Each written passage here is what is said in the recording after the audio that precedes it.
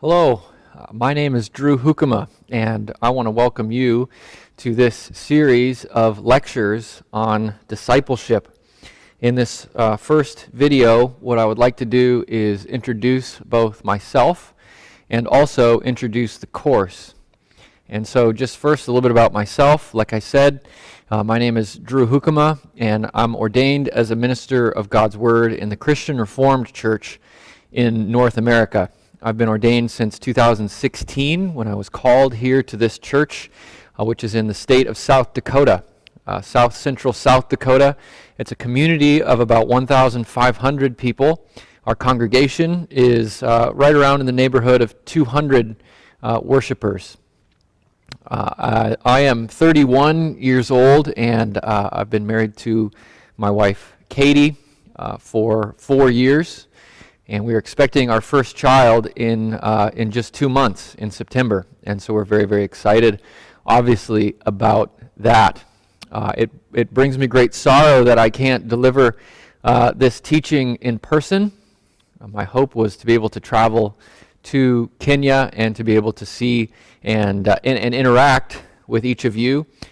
As I teach this course, the significant downside of this particular format is that I was really looking forward to you learning from me, but even more than that, me learning from you.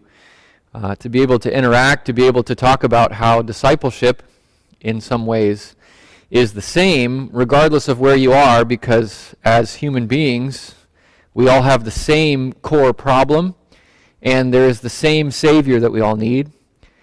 And yet at the same time, discipleship will look different in different contexts. And so I was really, what I really was hoping to learn was to see how maybe we in this country can learn from the way that discipleship might happen in a country like your own.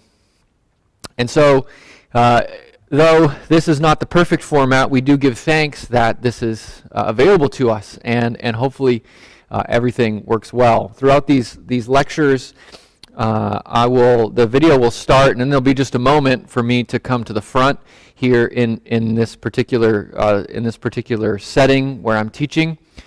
And this just works best. We have the technology all set up, and so it'll take just a moment for me to start the recording and then to come here to deliver the teaching.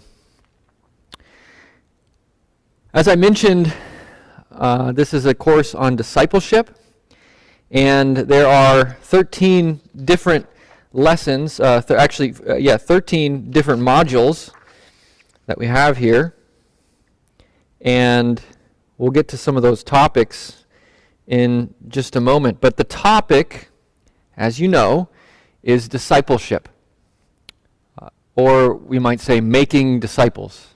How do you go about making disciples? Our first, it'll begin looking at Matthew 28 and the last words of Jesus. Last words are typically significant. Maybe you've had a loved one that has since somebody that you've lost, somebody that has died, and you'll often hear people talk about what was the last thing they said.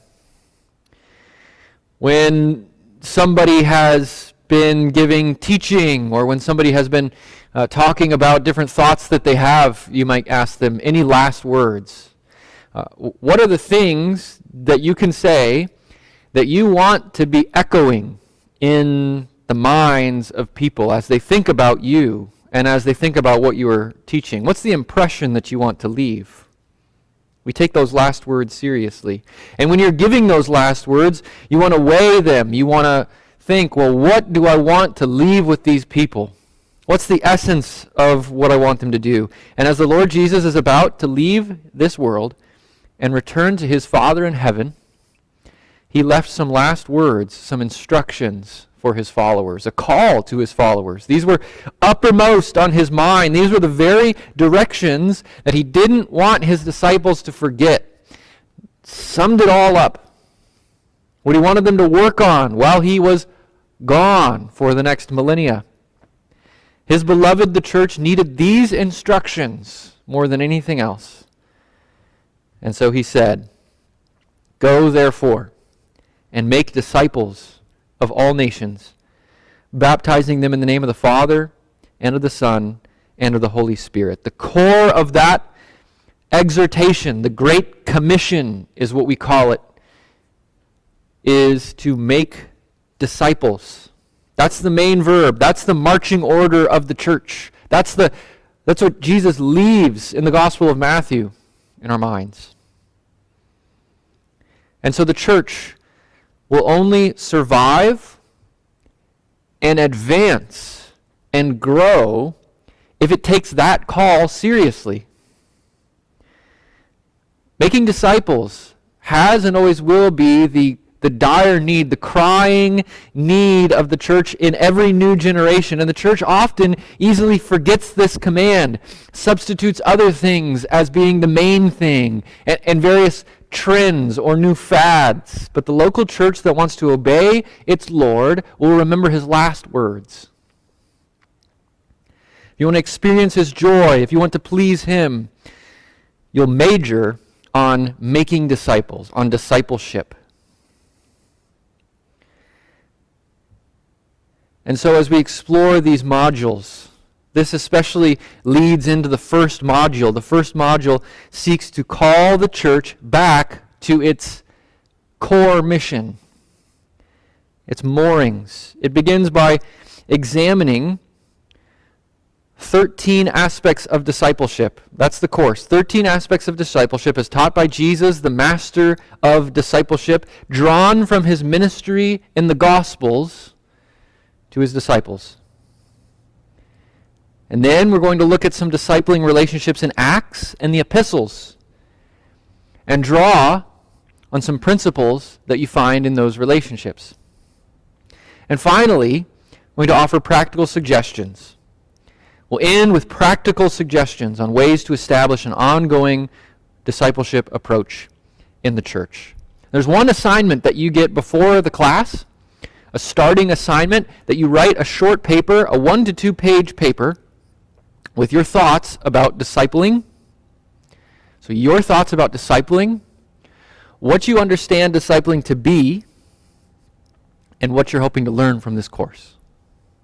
So a short paper of 1 to 2 pages with your thoughts about discipling, what you understand discipling to be, and then what you hope to learn from this course.